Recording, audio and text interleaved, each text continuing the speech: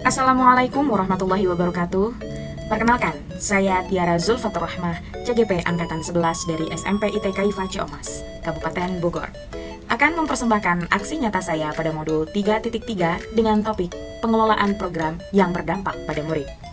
Saya memilih mengembangkan program pada intrakurikuler karena hal ini dalam upaya mewujudkan prakarsa perubahan saya, yakni mendorong motivasi intrinsik peserta didik dalam belajar dengan menggunakan media dan model pembelajaran yang bervariasi. Sebelum saya mempelajari modul 3.3, setiap kali saya memikirkan prakarsa perubahan yang saya buat pada modul 1.3 mengenai visi guru penggerak, membuat saya berpikir ulang, apakah saya bisa meningkatkan motivasi intrinsik siswa dalam belajar yang seringkali sulit saya ukur karena berbagai latar belakang setiap peserta didik. Lambat laun, saya mempelajari tentang modul CGP, akhirnya saya dapat mengaitkan benang-benang merah yang selama ini saya pertanyakan. Hingga pada akhirnya, saya menemukan jawaban bagaimana cara mewujudkan prakarsa perubahan dengan membuat satu program intrakurikuler pada pembelajaran bahasa Inggris di kelas 9. Bagaimana kisah saya dalam mengembangkan program tersebut? Saya akan bagi menjadi 3 tahapan. Yang pertama yakni tahapan pembentukan program, yang kedua yaitu tahapan pelaksanaan, dan yang ketiga adalah evaluasi dan refleksi. Marilah kita simak bersama-sama bagaimana saya dapat mengembangkan program yang berdampak pada murid. Pada tahap pembentukan program, saya meresapi modul 3.3 terutama pada tahap demonstrasi kontekstual, di mana sebuah program perlu didasari oleh kebutuhan peserta didik, dapat menampung suara peserta didik, serta kepemilikan peserta didik. Didasari dari pemikiran tersebut, tepatnya pada tanggal 12 November 2024, saat saya mengajar bahasa Inggris, saya mengajak peserta didik untuk merefleksikan tentang kualitas pembelajaran yang selama ini saya sajikan dan mendengarkan keluhan apa yang mereka rasakan.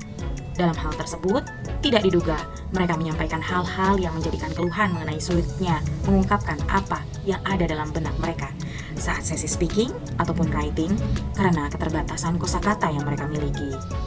Lambat laun, peserta didik kelas 9 akhirnya dengan diberikan pertanyaan-pertanyaan pemantik, tercetus sebuah program, dan merekalah yang menamai programnya dengan Karelish. Adalah sebuah akronim yang bermakna Kartini Everyday English. Mengapa Kartini? Karena di SMP ITK IFA, setiap kelas dinamakan dengan sebutan pahlawan Indonesia, dan kelas 9 menamai kelas mereka dengan kelas Kartini. Bagaimana program Karelish ini akan berjalan?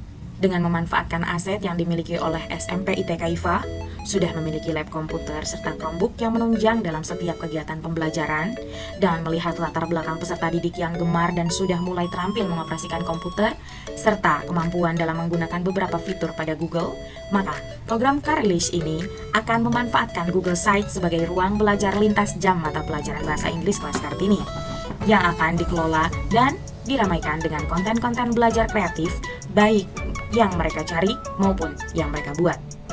Maka, program Karelish ini akan memanfaatkan Google Sites sebagai ruang belajar lintas mata pelajaran bahasa Inggris kelas Kartini yang akan dikelola dan diramaikan dengan konten-konten belajar kreatif, baik yang mereka cari maupun yang mereka buat.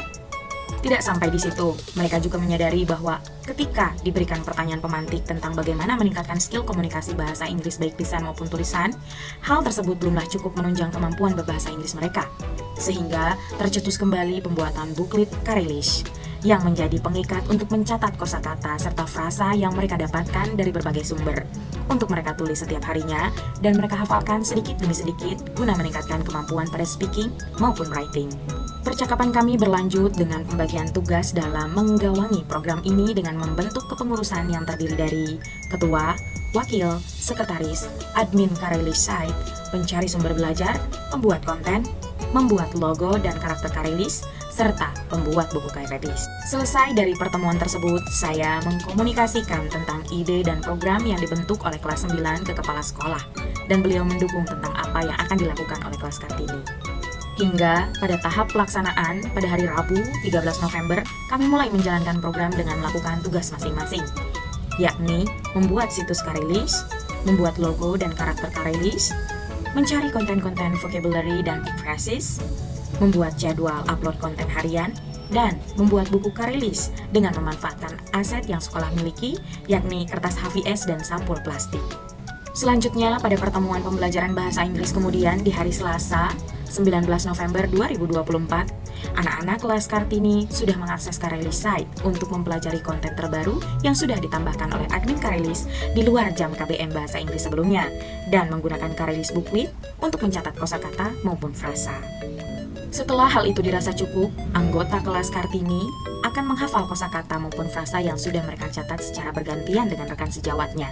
Dan dilaporkan saat sudah melakukan hafalan kosakata ataupun frasa harian kepada saya selaku guru bahasa Inggrisnya.